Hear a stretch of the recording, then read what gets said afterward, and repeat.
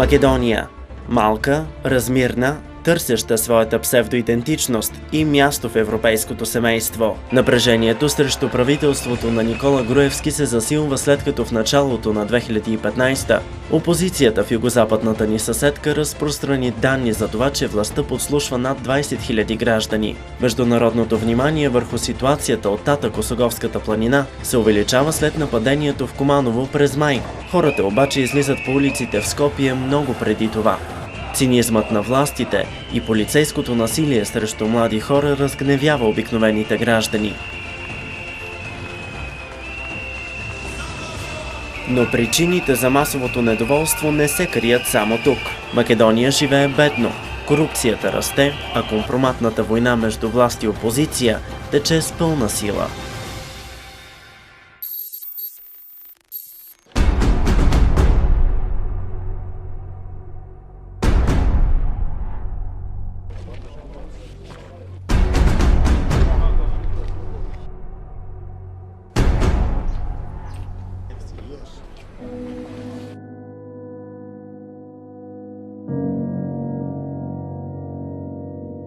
Куманово, улица Перо Илиевски. Група добре въоръжени екстремисти напада частни домове и се барикадира в тях. Близо 30 часа терористите превръщат иначе спокойната улица в бойно поле, каквото Македония не е виждала от години.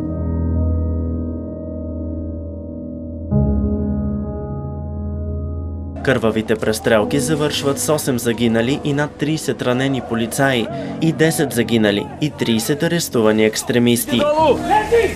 Лежи долу! Лежи долу! Тази част на квартала Дива населба изглежда сякаш току-що е приключила междусъюзническата война.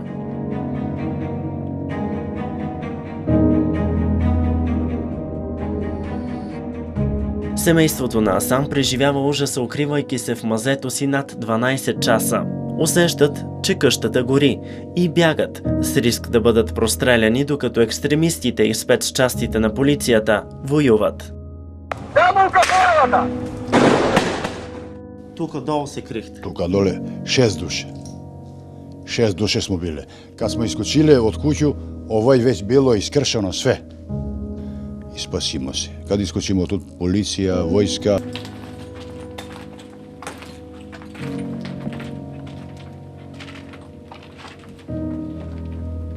А как си обяснявате, защо според вас са го направили това тези хора? Ne znam. Какво се говори тук в Куманово? Ne znam zašto je pravljeno ovoj, zašto je pravljeno ovoj. Ja se čudim. Može li da se ruši kuća, da se utepav ljudi, deca, žene, zašto? Без коменат. Без коменат. Идваше комисия от правителството да описват щетите. Било. Ще ви дадат ли някакви пари? Не, само писали su tu, ja za pare ne. Не ви казаха нищо? Не. А колко струва тази къща? Кой ти ga знае? Ja работим 40 година за овoj, за 1 сат да гори овoj sve. Сек 40 години ме тера уназад 40 години, 60 имам, па я нема да живим 120 години. Къде спите сега? Къде живеете? Jedan tamo, jedan ovamo po... У съседи? Да. Nemamo kude.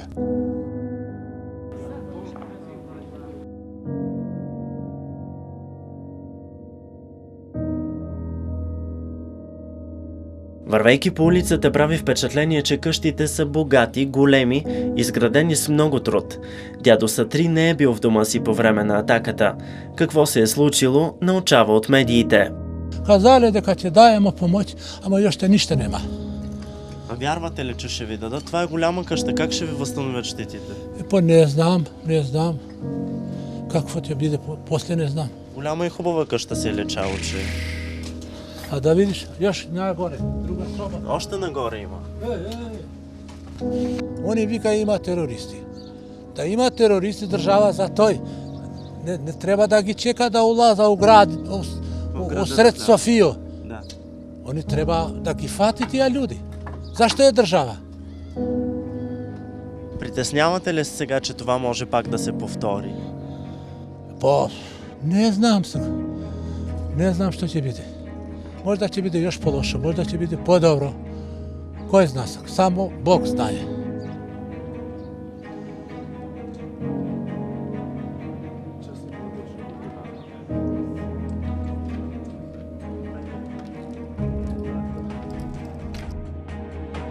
За терористичните действия отговорност поема екстремисткото движение Армия за национално освобождение.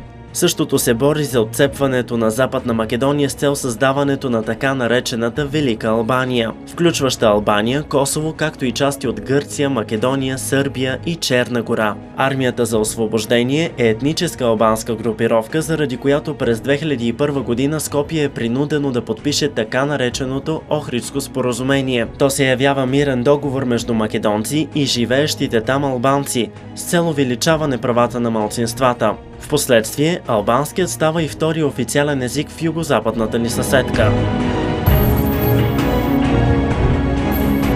Знаете, со независноста на Косово, веќе околу 70% е реализиран концептот за голема Албанија.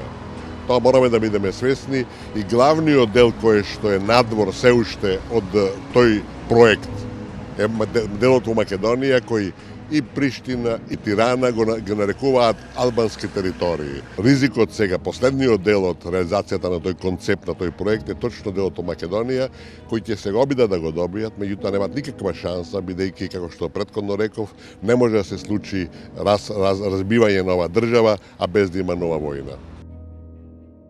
Албанците в Македония съставляват 25% от населението на страната. Половината от тях идват по време на войната в Косово като бежанци в края на миналия век. В Куманово живеят предимно албанци.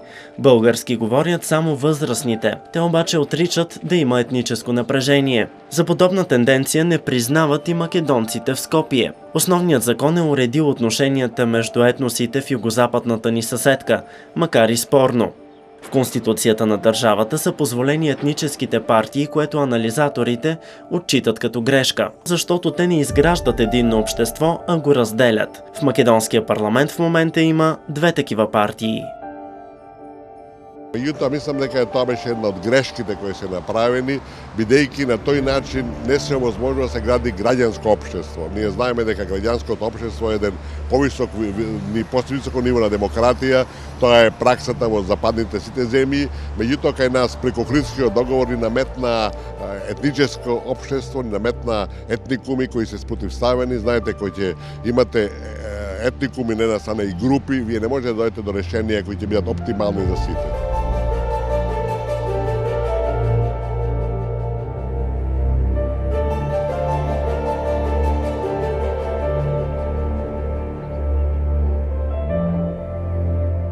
Има теории, че събитията в Куманово са сценарий на правителството, целящ да отвлече вниманието от засилващите се антиправителствени протести. След двудневния траур в памет на загиналите полицаи в Куманово, хората в Скопие обаче отново изпълват улиците. Междувременно данните за злоупотреби с власт се множат с всеки изминал ден. Опозицията разкрива, че македонското правителство е договаряло строеж на магистрали с китайска фирма на цена 4 пъти по-висока от тази у нас. Изтича информация, че Груевски и неговите приближени, вътрешният министър Гордана Янкуловска и директорът на спецслужбите Сашо Миялков, братовчет на Груевски, са прикрили убийството на 21-годишен младеж от полицай през юни 2011 година. Това се случило в центъра на Скопие, по време на празненствата на партията ВМРО-ДПМН за победата на парламентарните избори. Оставките в кабинета на Груевски не успокояват обществото. Македонците вече не искат тази власт. Заради безотговорното отношение спрямо полицаите в Куманово, заради ниския стандарт на живот, който с всяка изминала година пада още повече, заради корупцията и усвояването на държавни пари за лични цели.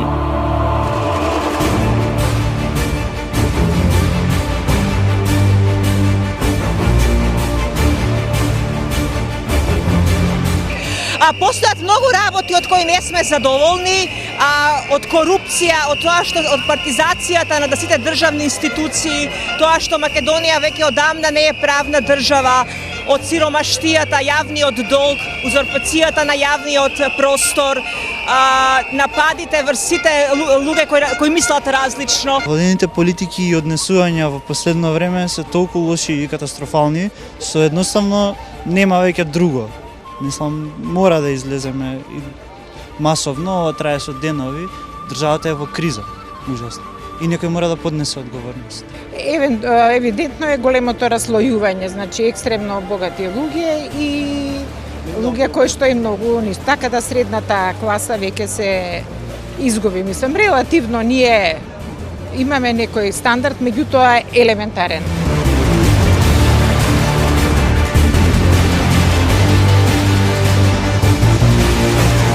Ние немаме леп. Груевски купи кола 600.000 евра, а за народ кој трај нема да јаде леп. Инвалид сум. Тука оперирана, на нога оперирана, на кичма оперирана. Со пари тражат пари да дајат, да идеш на лекар и лекарки тражат пари, не без Колку пари. пенсија получавате? Колку пари получавате пенсија на месец? 1000 социјално. 1000, да. Дали е тоа држава?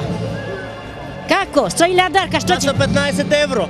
15 евро, да. 15 евро месечно, еј! Овде дојдов ги барам правото против Груевски. Против режимот на Груевски. Оти не малтретира, не убива, не убива. Демократијата го бараме, да имаме право, како он што ги има правото. Не да ги убива луѓето и после ги плаќа за пари. Да му го убијам ја детето негово, па нека го плати некој за пари. Дали сте согласува он? Тук съм за да протестирам, понеже има голямо неправди в цялата държава и това нещо трябва да се промени и заради това, за да поддържа македонците, понеже са много страхливи, искам да им дам поддръжка да излязат на улиците, също както в България тогава, да излязат и да кажат своя глас. Ние българите сме най-потърпевща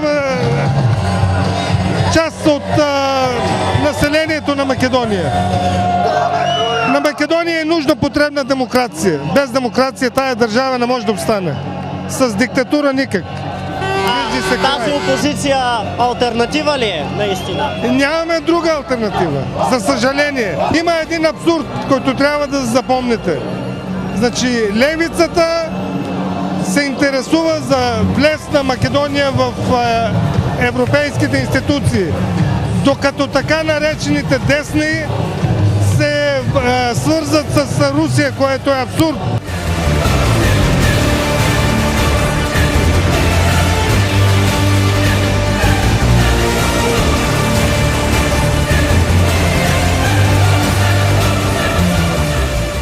От хората на протеста разбираме, че не са доволни и от мащабните строежи в центъра на Скопие, за които са дадени милиони евро. Целта е да се покаже, че уж има македонска нация, чието корени се търсят още от времето на Филип Македонски. Това е и може би най-големият проблем на изкуствения проект, наречен Македония. Базира се на изцяло измислени исторически факти, голяма част от които откраднати от българската история.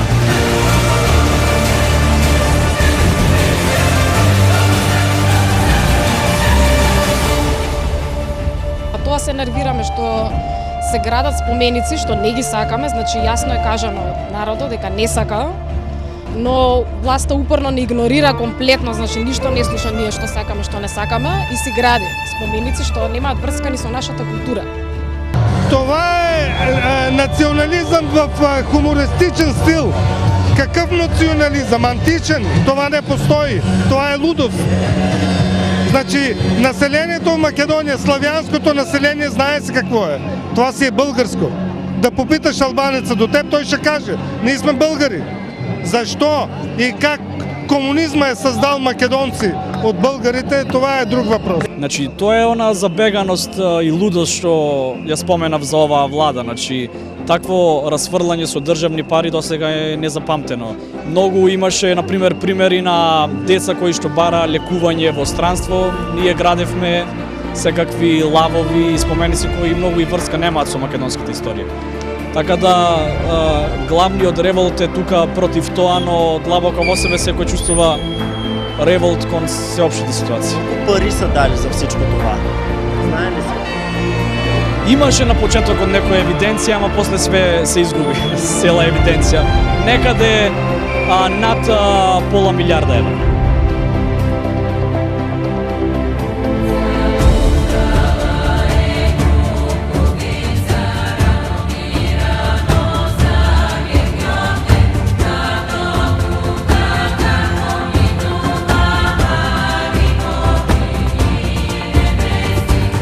Проблемите на Македония не се ограничават само с това. От години хората с българско самосъзнание биват репресирани.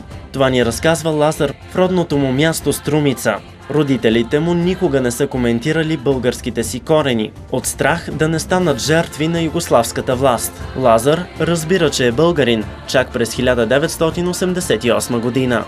Родителите от дома мълчиха винаги по темата, въпреки че когато се събираха, например, при нас вкъщи, винаги пееха български песни, но по българските теми не говореха. Дедо ми говореше за майка България, но нищо повече от това.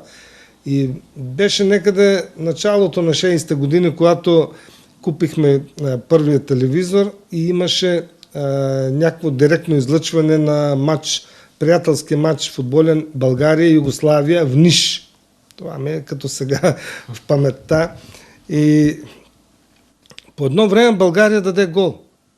И баща ми скочи. И аз го гледам и викам, какво ти е на тебе, човек? И той седна, мълкна, сега настръхна. И така. Тежко. Вие знаехте ли, че сте българин? Като млад, като малък? Като малък не. Кога разбрахте? Ми казах, някъде 88-89 започнах по книгите да го чета и да го осъзнавам това. Мислите ли, че сегашните млади македонци също вървят по вашия път? Да. Моите деца, например, знаят. И аз имам пълната подкрепа от тях. Знаят много деца. Децата, които учиха и останаха в София да работят, няма как да не го знаят това. В същата тази страна, 24 години след отделянето й от Югославия, преследването на българи продължава. Влиянието на Белград е засилено и в медиите. В скопските телевизии се наемат само сърбоговорящи, за да може да се посърбява езикът.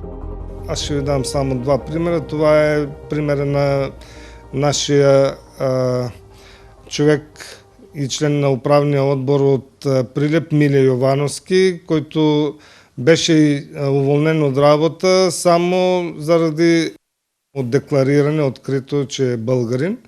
Българин от Македония, разбира се, и даже беше му напомнено от местните власти, че е най-добре да се търси работа в София. Втория пример е личен пример. Това е примера с съпругата ми, която 2013 година, декември месец, беше уволнена от работа заради моя говор на Смилево, където по повод честването на Илинденско-Преображенското въстание, когато бех казал, че е крайно време да се премахне лъжовната граница и да се скъсат веригите на лъжовната история в Македония. Добре, говорите ми за случаи, които са се случили в 21 век в една страна, която би трябвало да е демократична. Как така се получава? Хем демокрацията е в Македония, хем отново има такова притискане на хората, които се идентифицират като българи. Значи, демокрацията е мисловна именка за Македония. Тя тук не постои. Всичко е умишлено и дирижирано от Белград.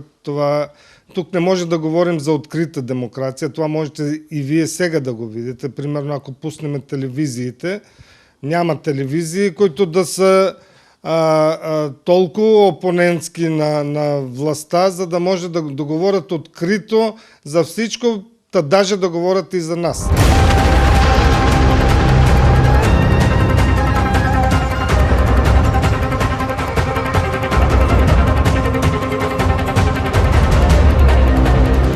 В града се срещаме и с дядо Никола, роден в Струмица, България.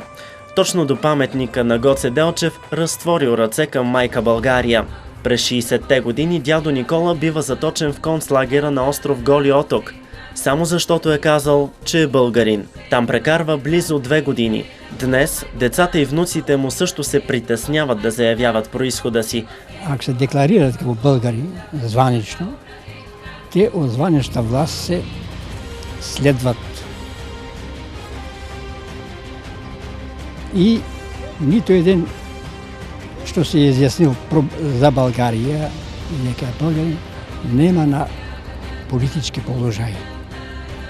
Нема на директори, шефови, така натам.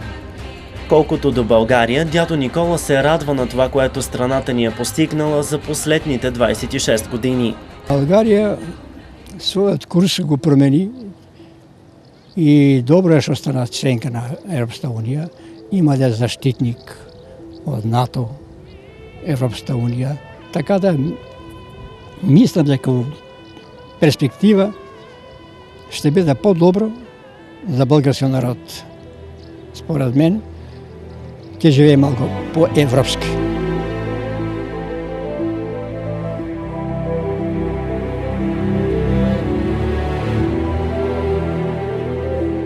Напрежение в Македония вероятно ще има поне докато не се проведат нови избори. Обикновените граждани виждат своето бъдеще в Европейския съюз и в НАТО. Само така сигурността им ще бъде гарантирана и няма да има опасност от разделяне на граници и територии. Демократизацията на обществото обаче не може да мине без признаване на българите в бившата Югославска република. Тя е немислима и без приемането на историята такава, каквато е. Демокрацията е в своя залез, когато репресиите и преследванията на хората с българско самосъзнание, типични за едни други времена, продължават и днес, в 21 век.